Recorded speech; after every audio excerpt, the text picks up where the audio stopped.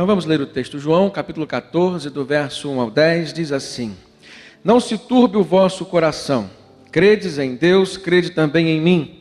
Na casa de meu pai há muitas moradas. Se assim não fora, eu vou-lo teria dito. Pois vou preparar-vos lugar.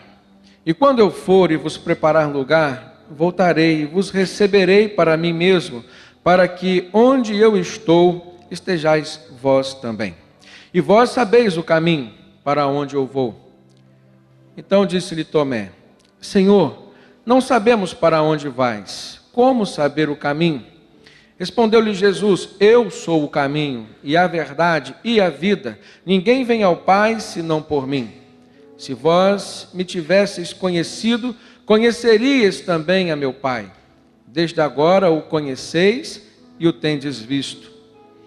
Replicou-lhe então Filipe: Senhor, mostra-nos o Pai, e isso nos basta. Disse-lhe Jesus: Filipe, há tanto tempo estou convosco, e não me tens conhecido?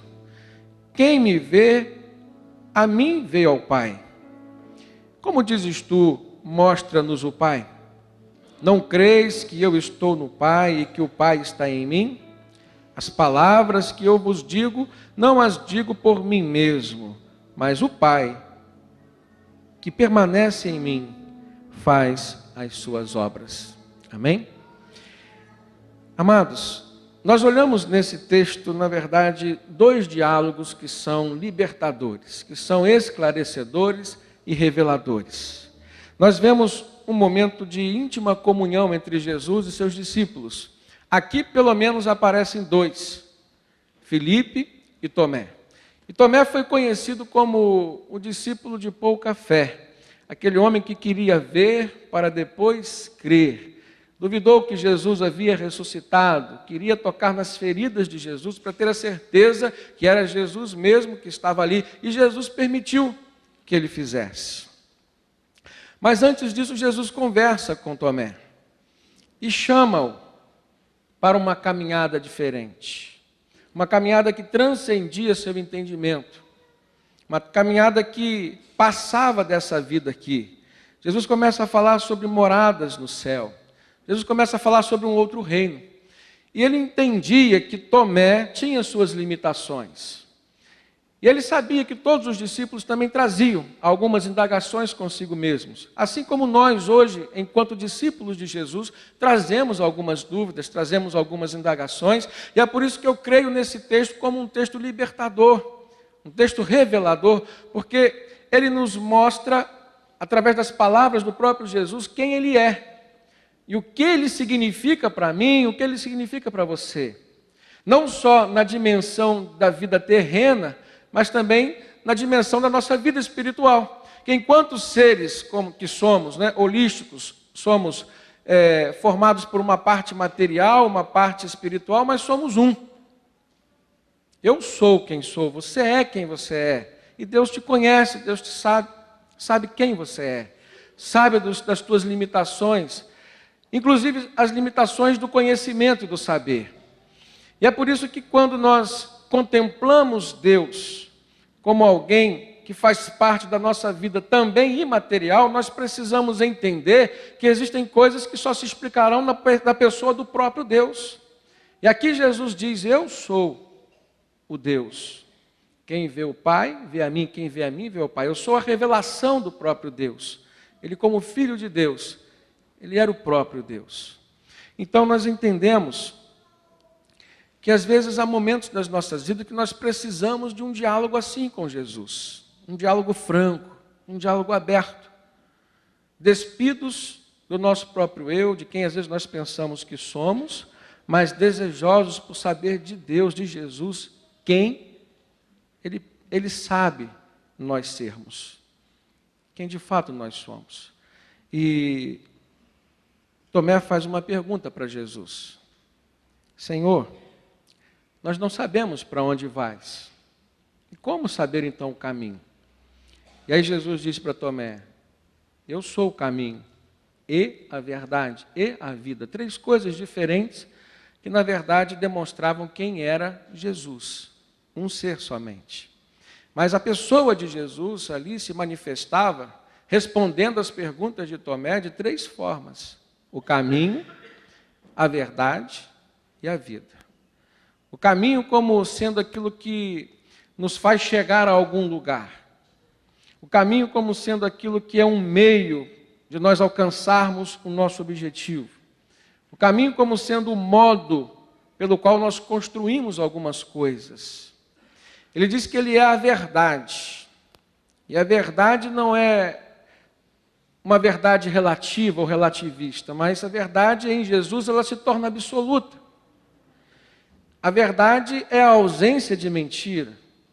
Não existem meias verdades nem meias mentiras. E quando nós começamos a olhar Jesus como sendo esta verdade, nós nos deparamos com uma realidade que é nossa, do nosso ser humano. A nossa insegurança, os nossos medos, algumas dificuldades que nós temos e que não serão saradas, resolvidas, num caminho tortuoso que não reflita a verdade.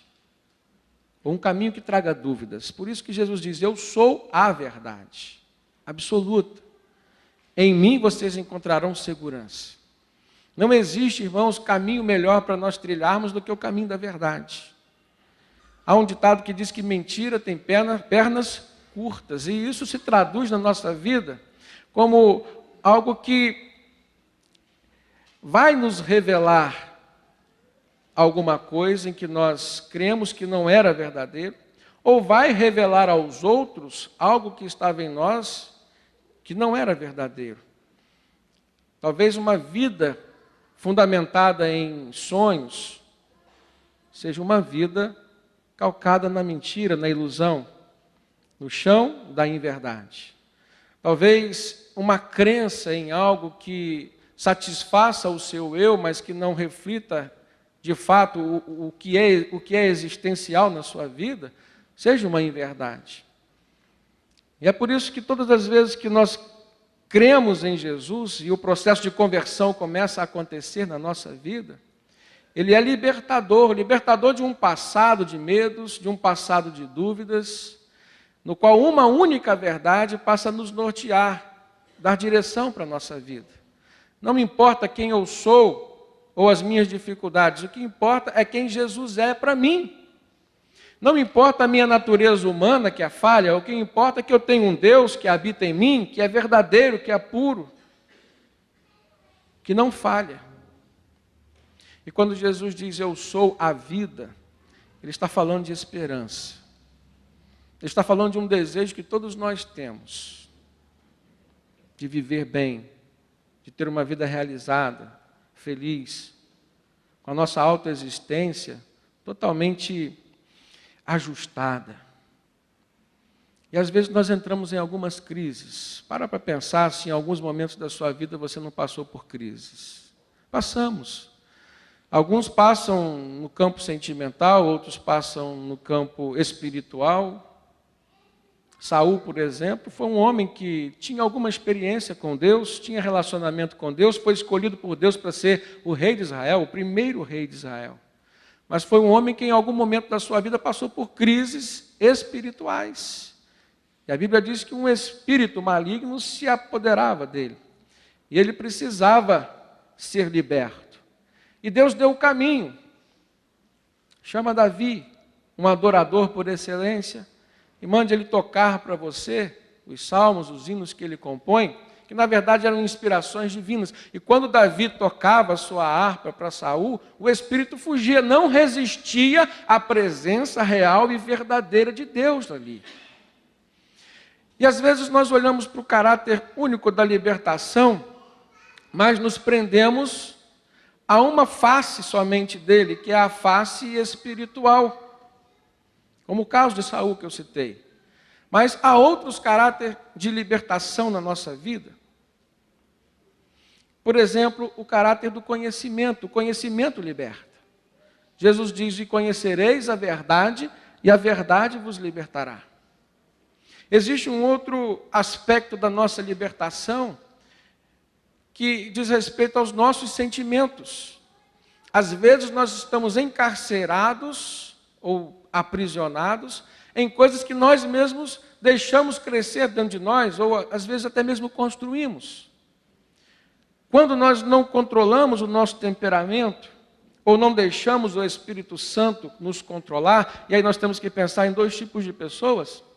As pessoas que têm o Espírito Santo dado por Jesus, elas devem se deixar controlar-se pelo Espírito Santo.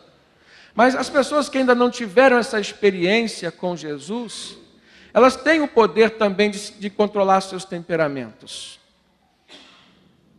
Mas todas as vezes que os nossos temperamentos não se controlam, nós começamos a experimentar alguns momentos ruins, consequências das nossas palavras, por exemplo, consequências das nossas atitudes. Quem aqui nunca tomou uma atitude egoísta na sua vida? Quem aqui nunca falou uma palavra indevida em algum tempo, ou maldita? E às vezes nós trazemos conosco um sentimento de que ser autêntico, ser verdadeiro é falar aquilo que pensamos, mas nem sempre o que estamos pensando é o certo. E algumas pessoas falam que não importa, eu vou dizer o que está no meu coração, porque é a verdade que eu acredito. Mas até mesmo a verdade que você acredita, se ela for dita na hora errada, ela deixa de ser a coisa certa, ou a palavra certa. Por isso que o livro de Eclesiastes fala que há tempo para todas as coisas. Existe o tempo de falar, mas existe também o tempo de se calar. E existe o tempo de ouvir. Ouvir a voz de Deus é fundamental e essencial para toda vida que deseja ter um temperamento equilibrado. Viver nos domínios do Espírito Santo. Então, o caráter da libertação é muito maior do que uma libertação tão somente espiritual. Às vezes, libertar-se de uma opressão, estou falando para cristãos, mas às vezes você precisa se libertar de cárceres emocionais que você mesmo criou ou permitiu que fosse criado ao seu redor ou no seu coração. E às vezes você precisa também se libertar de um outro cárcere, que é o cárcere da ignorância, a falta de conhecimento. Se você sabe que você precisa alimentar o seu espírito, você precisa do conhecimento espiritual que vem de Deus pela revelação de Jesus. Por isso que ele diz, eu sou o caminho. Ele se revelou, eu sou a verdade, eu sou a vida. E quando Filipe faz um pedido para Jesus, e aí eu imagino o diálogo mudou de foco, sai de Tomé, da sua falta de fé e crença, e vai para Filipe como quem estava pedindo ali um sinal. Filipe diz assim, Senhor, mostra-nos o Pai, revela-nos Deus, e isso para mim basta. Aí Jesus diz para Filipe assim, há tanto tempo eu estou convosco, e não me tens conhecido? Repetindo, Filipe, ele fala com um jeito assim muito carinhoso no início da sua frase. Filipe, há tanto tempo eu estou convosco e não me tens conhecido? Quem me vê a mim, vê o Pai. Mas aí ele muda o tom, ele diz, como dizes tu, rapaz, mostra-nos o Pai? Há mais de 3 anos Jesus estava com eles, promovendo milagres, sinais que estavam ali atestando a sua natureza de Messias, o tão esperado pelos judeus como sendo o enviado de Deus, o libertador de Israel. Eles presenciaram os milagres de Jesus, eles oraram com Jesus, caminharam com Jesus, e naquele momento Filipe estava pedindo, mostra-nos o Pai. E aí Jesus diz assim, o que você quer mais? É como se ele estivesse olhando para mim e para você hoje, num desses momentos de devaneios da nossa fé, quando perguntamos para Deus, por que, Senhor, que está acontecendo conosco isso? Ou às vezes, em meio a alguma crise, nós perguntamos, por que estamos passando por esse momento tão difícil, Deus? E aí a gente tem que ouvir Jesus falar conosco, olha, há tanto tempo eu tenho caminhado contigo. Há quanto tempo eu tenho respondido perguntas tuas, orações que você me fez, tenho resolvido outros problemas teus que você tem me apresentado, e agora por causa deste problema, você pede mais um sinal? Entende, irmãos, como isso é pertinente a nós hoje também?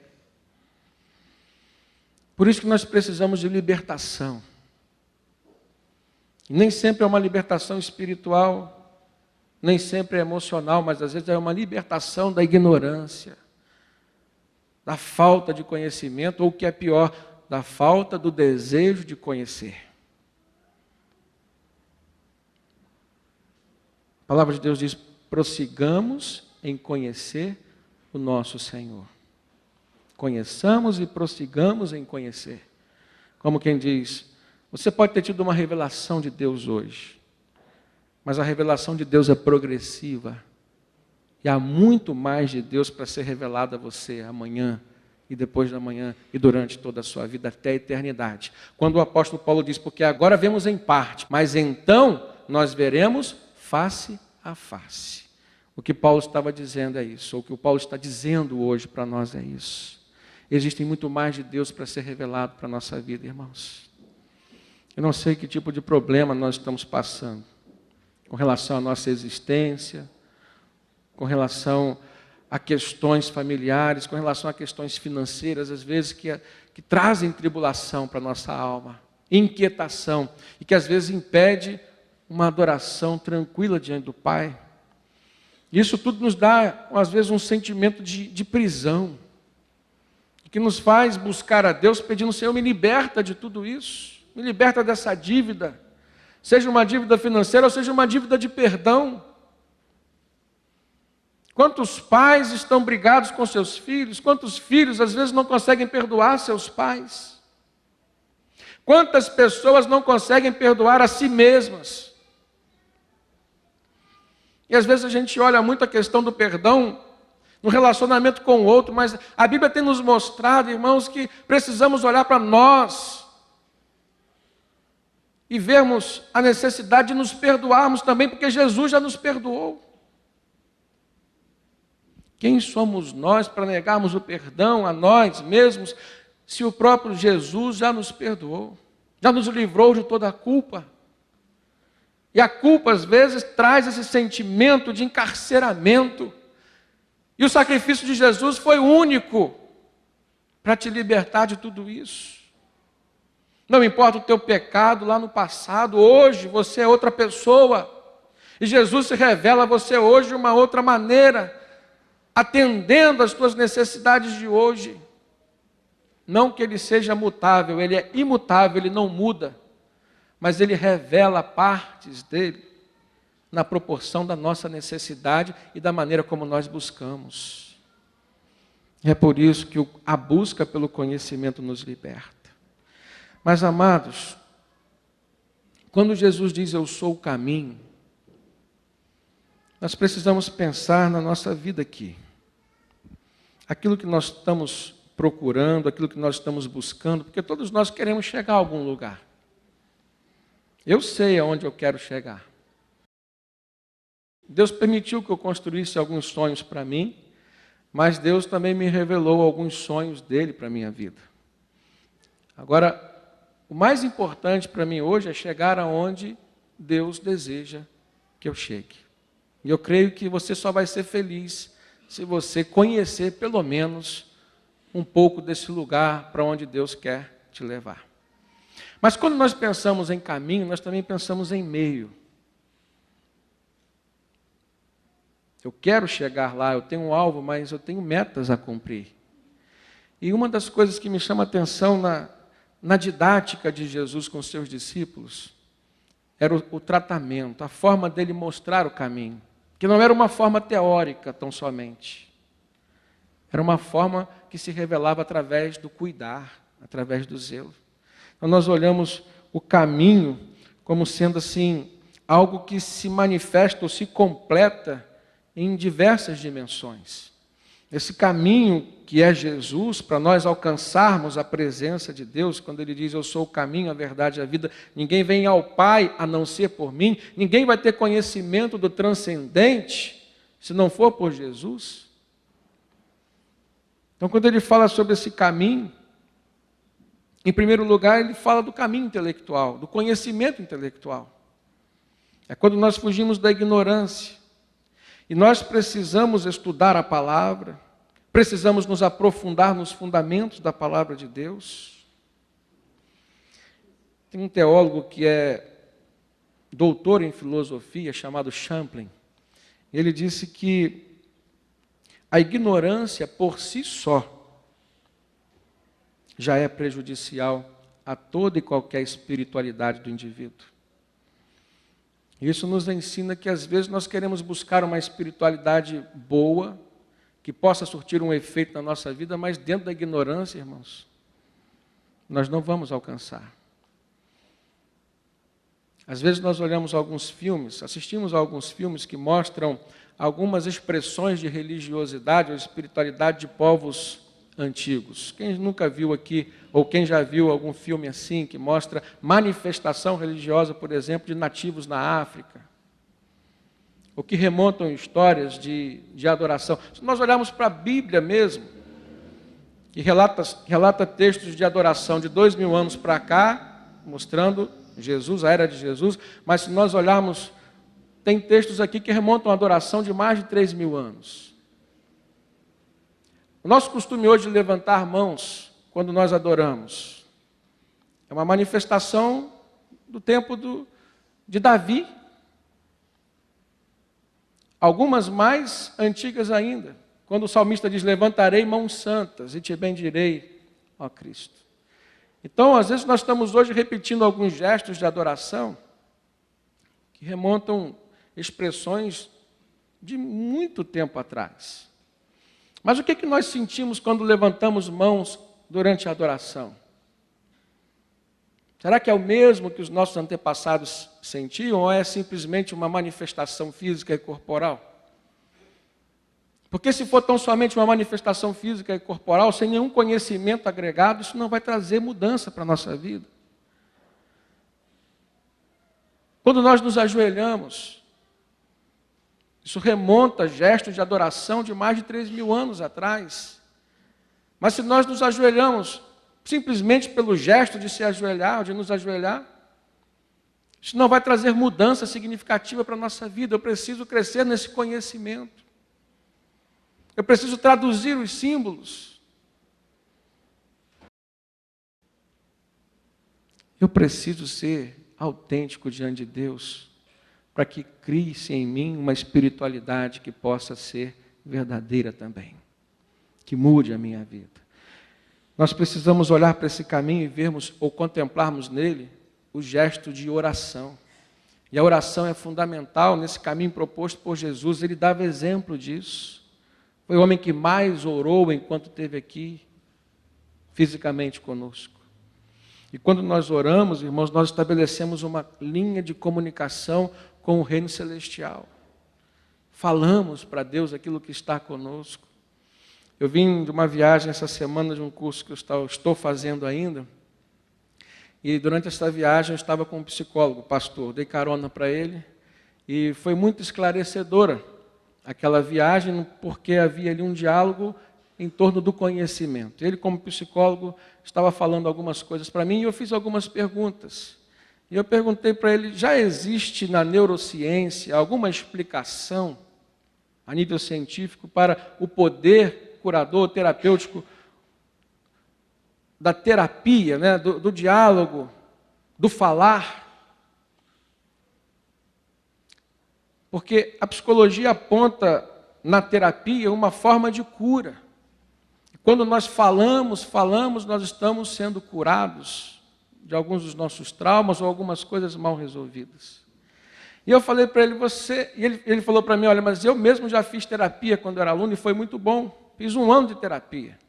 E estou pensando em fazer terapia de novo. E eu olhei para ele e falei assim: mas será que não é suficiente uma terapia com o melhor de todos os terapeutas? Porque nós temos a capacidade dada pelo Espírito Santo, irmãos, de conversarmos com o transcendente. E a melhor pessoa para nos aconselhar, para nos ouvir, vamos pensar no campo da audição, de sermos ouvidos. O melhor ouvido para nos ouvir é o ouvido de Deus.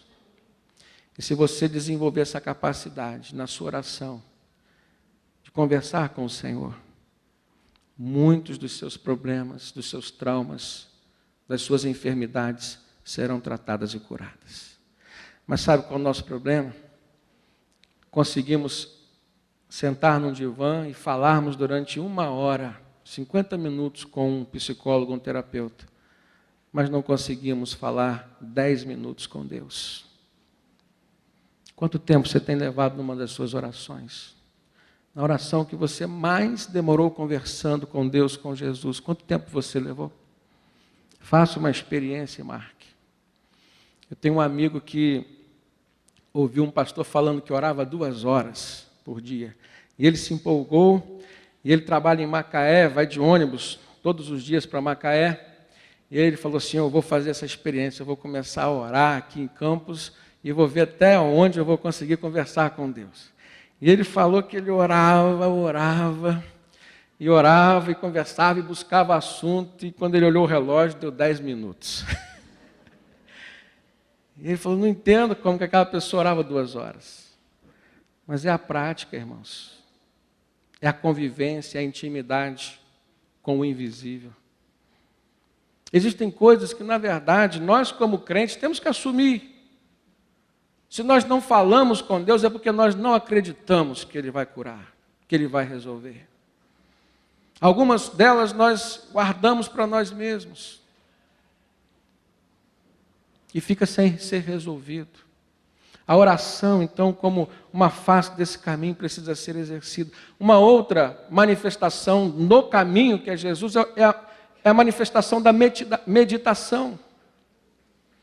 Às vezes muitas pessoas confundem oração com meditação, mas a oração você fala com Deus, na meditação você busca ouvir a voz de Deus. Ouvir Deus falar com você. E se nós olharmos lá em Efésios, capítulo 1, verso 17 e 18, pode abrir sua Bíblia. O apóstolo Paulo fala para os crentes assim, para que o Deus de nosso Senhor Jesus Cristo, o Pai da glória, vos dê em seu conhecimento o espírito de sabedoria e de revelação, tendo iluminados os olhos do vosso entendimento, para que saibais qual seja a esperança da sua vocação, as quais as riquezas da glória da sua herança nos salvos. Paulo está falando do que nós conseguimos na meditação. Revelação, sabedoria da parte de Deus, e que a teologia mostra como sendo iluminação. Você pode meditar na palavra, o salmista diz o quê? Que feliz é o homem que na sua lei ou na sua palavra medita de dia e de noite. A meditação é o processo de busca da revelação, mas tem que vir pela iluminação. Homens de Deus, inspirados pelo Espírito Santo, escreveram a Bíblia. A teologia ensina isso como sendo uma forma de Deus tratar o homem para fazer aquilo que Ele está mandando. Mas uma outra parte da ação do Espírito Santo é a iluminação, que é quando o homem se submete a Deus através do Espírito Santo para receber de Deus, não para dar, mas para receber de Deus aquilo que Ele tem para revelar, como dádiva. A meditação é esse caminho que nós precisamos trilhar dentro de Jesus. Existe o caminho da santificação, irmãos. E aí nós precisamos olhar para a nossa vida e começar a ter critérios.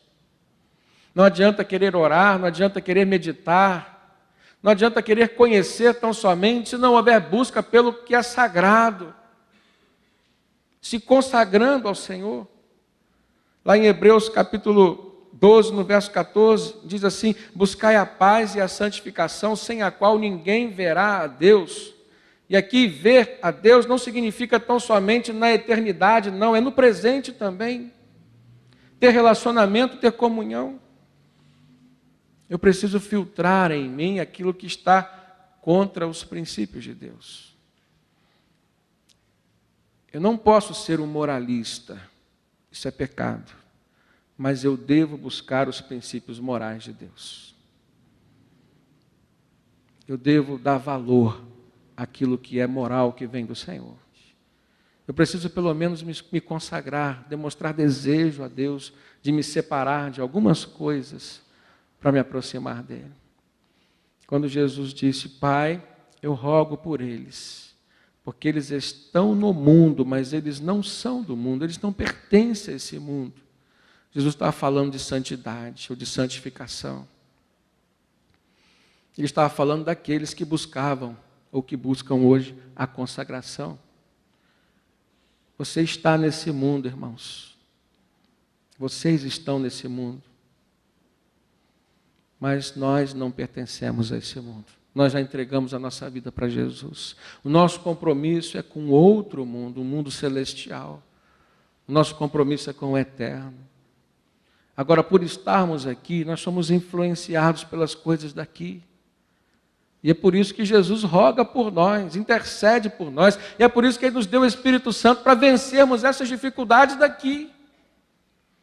Ele disse, eu vou para o Pai, mas rogarei a Ele que vos mande um outro Consolador, para caminhar convosco, disse Jesus.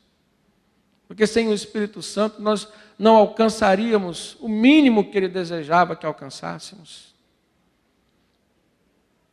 Os discípulos, apóstolos, faziam sinais, maravilhas, pelo Espírito Santo que neles operava. Mas se não houvesse o mínimo de santidade na vida dos apóstolos, irmãos, o mínimo de desejo de consagração, o Espírito Santo não operaria na vida deles. O apóstolo Paulo chega a abrir seu coração e diz, olha, miserável homem que sou, porque o bem que eu quero fazer eu não consigo, mas o mal que habita em mim, isso é o que eu faço. Ele é humilde, ele entende a sua natureza humana, carnal, pecaminosa, mas ele fala num tom não de conformação. Ele fala num tom de quem estava querendo deixar e se despir de tudo aquilo. O que às vezes nós vemos hoje é uma igreja que está totalmente contaminada com as coisas do mundo e quer viver os milagres de Deus pelo Espírito Santo. Isso não é compatível. Às vezes a gente vê uma igreja hoje declarando autoridade sobre o reino espiritual das trevas, mas é uma igreja totalmente contaminada e comprometida com esse reino das trevas. A gente vê hoje pessoas proclamando a verdade, mas que no fundo estão vivendo uma vida de mentira. E o que é pior, irmãos, queremos enganar quem? A Bíblia diz claramente, os olhos de Deus estão em todo lugar. Principalmente o seu coração, onde os olhos do homem não conseguem entrar. Os olhos de Deus estão lá. Os olhos de Deus estão no meu coração. Eu preciso viver com essa certeza. Preciso viver com essa clareza. Porque isso vai trazer libertação para a minha vida e para a minha alma e para o meu espírito. Jesus é o caminho. Ele é o caminho do cuidado. Nós precisamos olhar para Jesus e aprendermos que Ele tem cuidado de nós, mas precisamos também aprender que Ele diz e exige de nós o cuidado com o próximo. É o caminho das boas obras, caminho do zelo. Irmãos, nós precisamos parar e pensar, ou repensar alguns dos nossos conceitos. Algumas pessoas cuidam demais de si mesmas e são devedoras do cuidado do seu próximo. Mas vamos pensar em próximo na esfera familiar. Quantas vezes nós nos tornamos devedores do cuidado com os nossos filhos? Quantas vezes nós nos tornamos devedores do cuidado com o nosso cônjuge? Na esfera do casamento, por exemplo. Na esfera de uma aliança que foi feita para ser bênção na nossa vida, mas descuidamos. Quantas vezes nós nos deparamos numa situação em que buscamos uma honradez tão grande da nossa palavra com as pessoas no que diz respeito aos negócios, aos trâmites comerciais, mas não somos tão honrados assim, ou não buscamos tanto honrar a nossa palavra com o nosso cônjuge, no que diz respeito à fidelidade. Eu preciso avaliar isso, você precisa avaliar isso.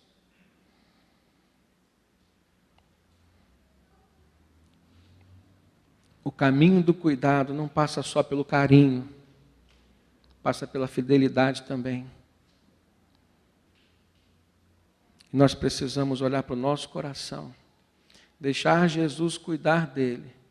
Precisamos cuidar também do nosso coração, mas precisamos cuidar do coração das pessoas que ele colocou ao nosso redor como próximo para ser amado.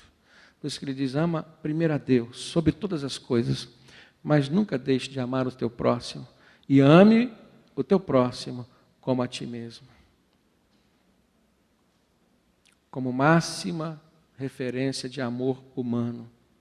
O amor que você tem por você é o amor que você deve demonstrar e fazer pelo seu próximo. Lá em Efésios capítulo 2, no verso 10, o apóstolo Paulo continua dizendo para os cristãos, porque nós somos feituras de Deus, criados em Cristo Jesus para as boas obras, as quais Deus preparou para que nós andássemos nela.